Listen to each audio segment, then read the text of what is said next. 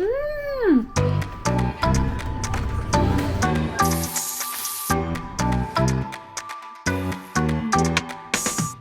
everyone! We are in my kitchen! Yes, so recently we've been posting a lot of travel videos and we're always out and about. So today I decided to take it a little slow and show you guys a meal that I love to prepare for lunch, whether it be for the office or when we go to a picnic or when we go climbing. So today I'll be making onigirazu. So onigirazu is like an onigiri sandwich type thing and it's super good. I love making it, it's easy and it's quick. So yeah, that's what I'll be doing and showing you today. My name is Hana and this is Whatchuhanado, Onigirazu. What you Hana do when they come for you. I don't think I'll ever get used to doing that on camera. Oh, but first, I'm gonna go to the supermarket to get some ingredients that I don't already have here with me in the kitchen. So I'm gonna go to the supermarket first and then I'll show you how to make it. I don't know about you guys, but I love going to supermarkets, especially when I go somewhere new. I've been living here in Japan for 6 years, but I still love going to the supermarket. It gets me really excited. I don't know if it's the tita in me, but yeah, I get excited over going to the supermarket just to kind of see if they have anything new and stuff, like snacks and things. Yeah, and I figured you might want to see what a Japanese supermarket looks like. Maybe, I don't know, but hopefully you'll enjoy it and then we'll make onigirazu together, yeah? Yeah, so let's go. Yeah, but first I'm gonna make the most important ingredient in any Japanese household, actually in any Asian household, rice. Okay, I'm gonna go do that now. All right, so I have my lovely rice cooker pot here. Set that down. I have me some rice from Yamagata Prefecture. If you guys haven't watched the Tohoku train travel series, I go visit Yamagata, and Yamagata, Akita, and Niigata are well known for its rice, so we love buying rice from that prefecture. So I'm using Japanese rice, of course. It's easy for me to get it here. It's basically rice that we find in our local supermarket. But it's important that you use Japanese rice because Japanese rice is short-grained rice and it's a little sticky. So it really helps to keep the sushi or onigiri or onigirazu intact. So yeah, it's very important that you use the right type of rice. I don't really have a specific amount of rice that I put in every single onigirazu that I make, so I'll just be showing you like a rough estimate of how much rice I put. Yes, I keep my rice cooker on the floor. It's on rich setting. How long is it gonna take? 55 minutes. It's okay because we're going to the supermarket anyway, so. Now that the rice is cooking, we can go to the supermarket. Okay, so in 2020, Japan started charging people for plastic bags. So I'm gonna take my eco bag and then head out.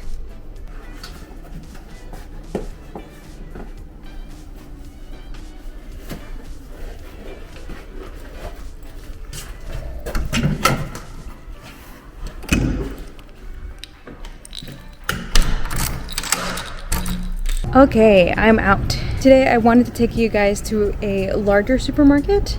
Not a lot of supermarkets in Tokyo are as big as this one, so I thought this would be a good supermarket to show you guys. I love going to this special supermarket because it's so spacious. A lot of the supermarkets in the countryside are a lot bigger like this, but in Tokyo not so much.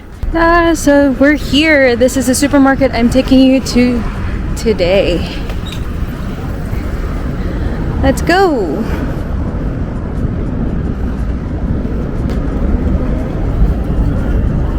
I really love this supermarket. On the first floor, they have their alcohol, like wines, beer, nihonshu, and such. They have their bakery. Yes, they have pizza as well. Desserts. Ooh, my mom's favorite ice cream. And their cooked meals that you can bring home. If you've been to Japan and have never tried their bentos, you're missing out. It's quite good and much cheaper than going out to eat. So if you're on a budget, convenience stores aren't the only places you can go to for cheap but good eats. Sushi is pretty delicious as well. On the basement floor, they have their produce like meats, fruits and vegetables, and also some snacks. Japan has the weirdest chips flavors, but I like it. And check this out. Japanese DIY candy kits.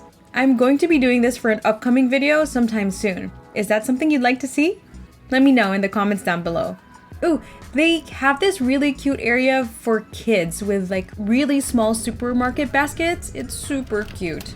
Supermarkets here are always so clean and so well organized, whether it be big or small. And this supermarket also has a flower shop, super convenient for events, and a dry cleaning shop. I love it. I already have a couple of things at home, so I'm just going to pick up some nori or seaweed sheets, spam, some tuna, eggs, a cucumber, and some other things I want to eat for another time. Time to check out!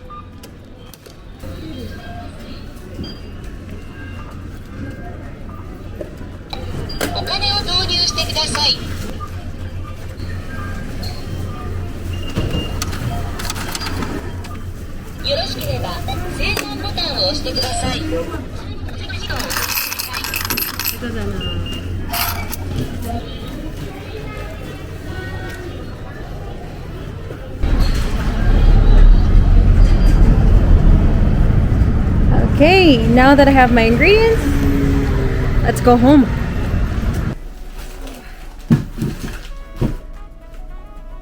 Okay, we are home.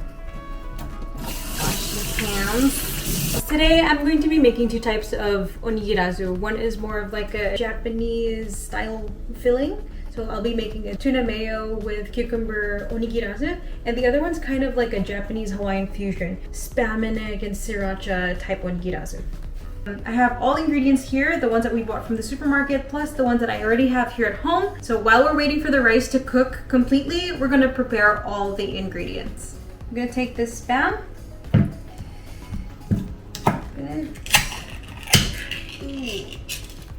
Yeah. Ah, this part. Whoa! Whoa, that actually came out a lot easier than usual. Cool. Take a knife.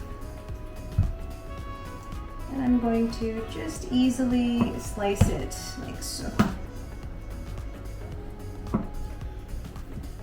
I only use one slice per onigirazu, so I like to cut them a little thick. I'm just gonna cut everything and put the rest away for another day. Ooh, that was satisfying. Everything's pretty equal. So we got spam, and then I'm going to get 3 eggs. 3 eggs? Yeah, 3 eggs. 1, 2, 3. And get some chopsticks. These are cooking chopsticks, so they're very long. And just start whisking. Then on this bowl, I'm going to get some tuna.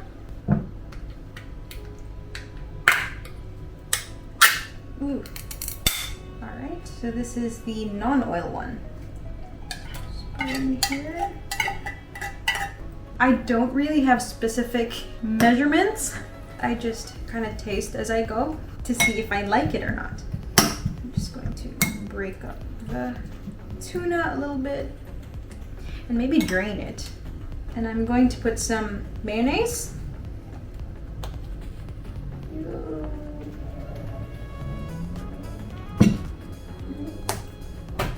That all nice and mixed in.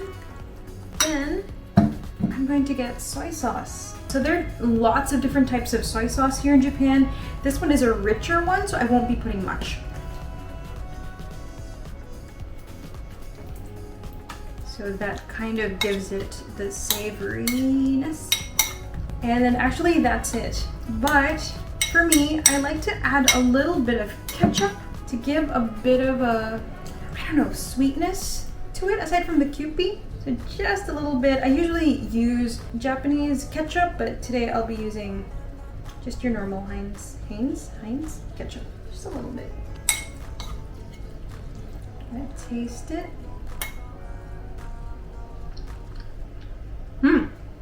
Oh yeah. Awesome. Last but not least, I'm gonna get a few leaves of lettuce and I'm gonna wash it. Okay, so while I wait for the lettuce to dry, I'm going to be cooking the Spam and then the eggs for the Spam and egg one. And then while the Spam is cooking, I'm gonna cut the cucumber. I'm gonna slice the cucumber. Cut it. Ooh, my chef friends are... Please don't come at me, chef friends.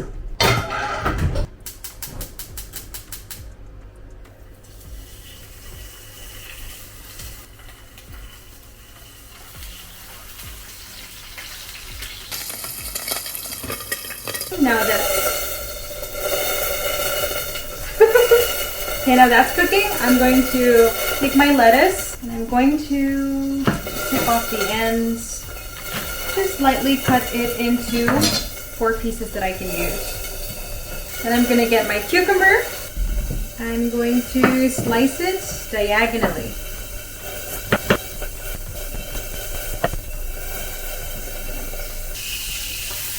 Ooh, it's a little crispy. I love that. But you can cook it however you want. Not so crispy, however you like. I'm sorry this is a little messy, cooking with Hana. Usually my kitchen isn't this chaotic. But it is what it is now, because I'm filming by myself, so I'm trying to get all the shots that I want. But yeah, this is the first of maybe many cooking with Hana videos. So soon this Spam is going to cook, and then I'm going to get on with the eggs. So for the eggs, I'm going to be using a tamagoyaki pan. The tamagoyaki is lovely Japanese omelet, and this rectangular shape provides the perfect shape for this kind of dish. So for the egg, lightly coat the pan with some oil. Spread that around. I think that's still too much, but it's okay. That's all the oil we'll be using. And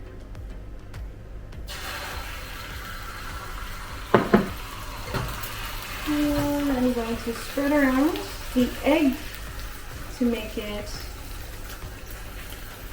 just a nice coat. It doesn't have to be super even, just like that. Ooh, I don't know if this is going to be a beautiful flip, but there we go. Seriously, chef friends, I have a lot of you. Please don't come at me. Now that's cooked, I'm just going to chaotically cook the next batch. Oh, and by the way, if you have a circular pan, that's also okay. You can always just cut it or slice it to the shape that you want. Ooh.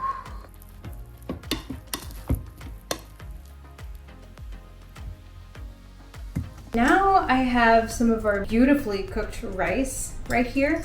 Usually in onigiri or onigirazu, you just lightly season it with salt, but for my onigirazu, I like putting sushi vinegar, and this is your standard Japanese sushi vinegar. If you don't have, or if you can't find this where you are, I think you can just use your normal rice vinegar and put some salt and some sugar, and then dissolve the salt and sugar in it until it kind of has like a perfect balance of sweet, sour, and salty. So I'm just going to be putting a bit of this in my rice, but not too much so that it's overpowering. I just kind of want that little bit of flavor that's like, ooh, just a little extra. I'm Filipino, so I love strong flavored food. And I'm going to just incorporate it nicely into the rice.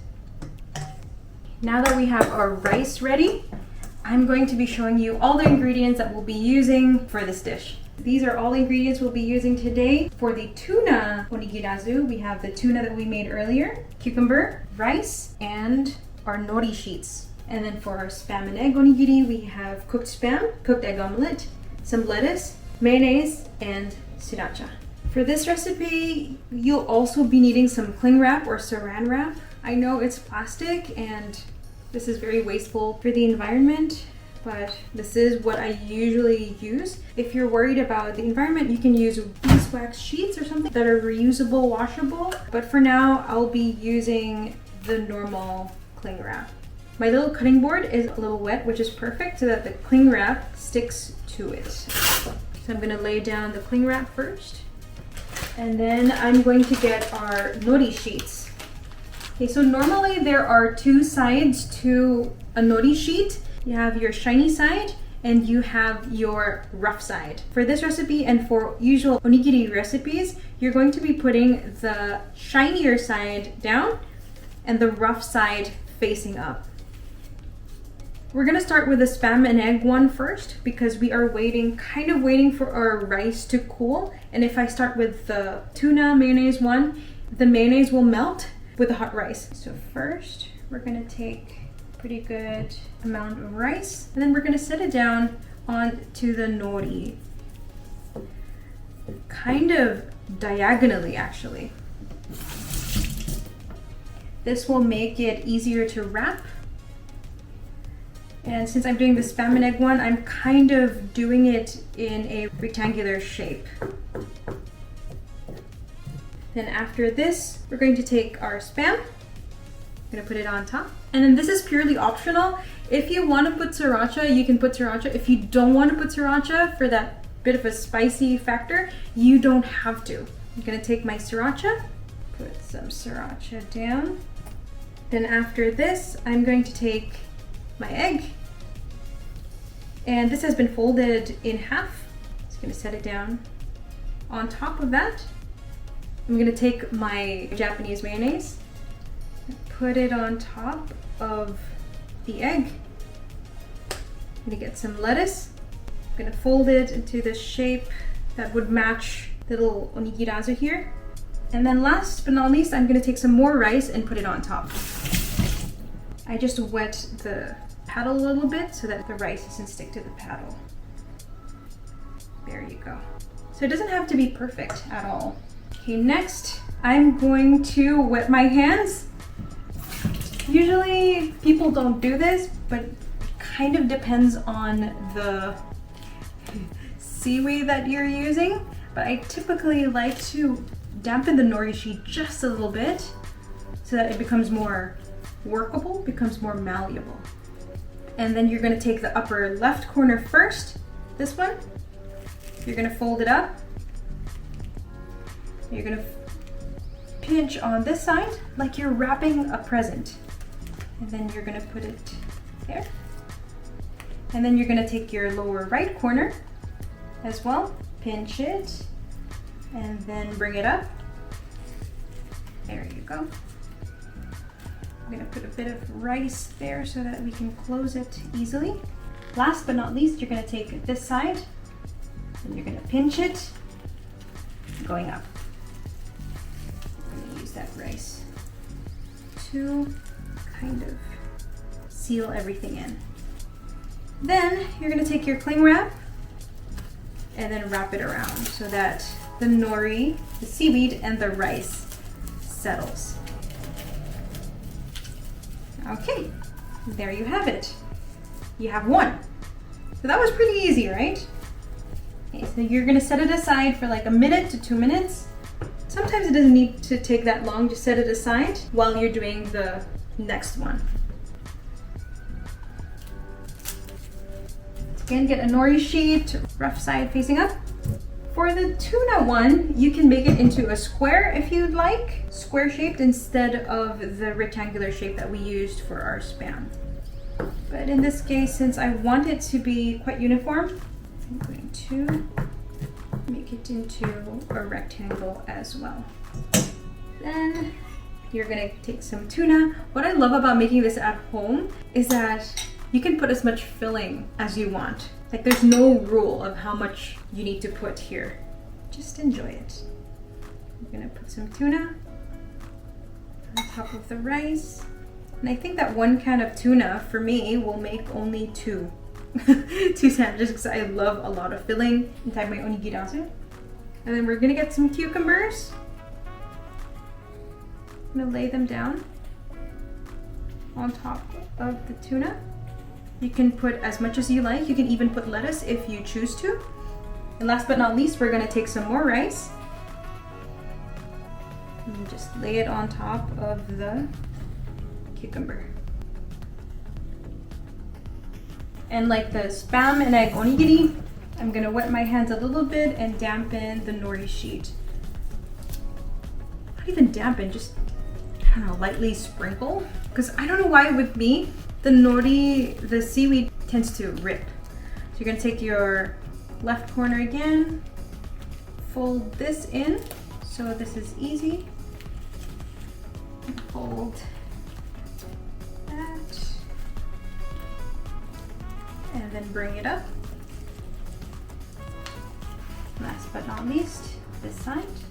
I'm gonna bring it up as well. Usually when the nori is quite wet, you don't need to put a grain of rice to lock it in.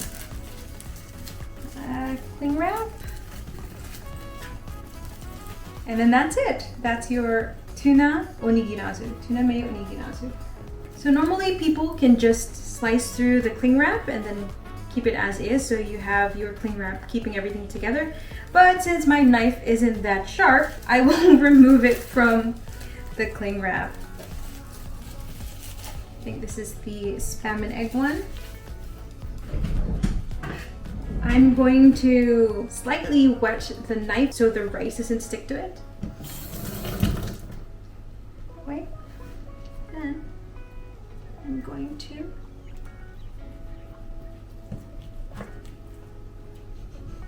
slice it. And there you have it. Spam, egg, and lettuce onigirazu. And then I'm going to take the tuna one. Then to slice. There you go. That's your tuna mayonnaise and cucumber onigirazu. Looks delicious. Ta-da! Does it look good? What do you guys think?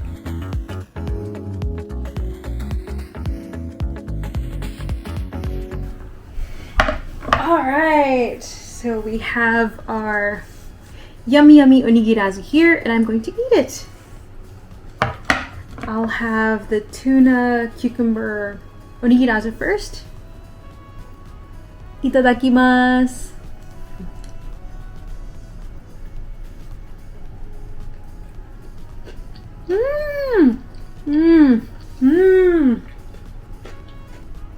I love the textures. A cucumber gives it a bit of a crunch. The nori, the seaweed, is very chewy. I love it.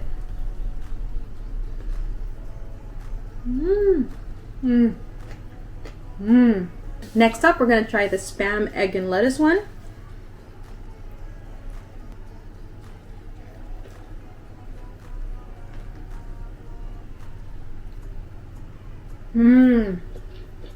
Oh. I love it. It's so good. The sriracha and the mayonnaise, you can taste it works so well with the egg, and then the lettuce just gives it that little bit of crisp and extra texture that you can have. And this is the first meal I'm having today. I was super hungry when I was making this. Oh, makes it even better.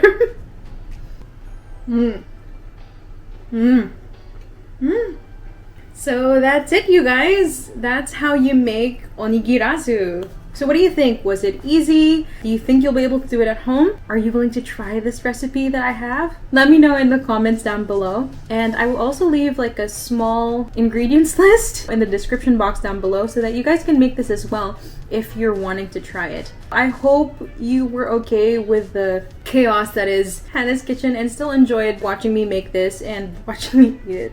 I feel like I eat too much in every single video. Treat me like an eating partner, an eating buddy. Eat dinner with me or eat lunch with me while watching the videos. I would really like that, actually. So yeah, thank you for watching this video. If you like this video, click like down below. And if you want to see more content about Japan, you know what to do. So until next time, Janet, and see you in the next video. Woo! Nowhere to go!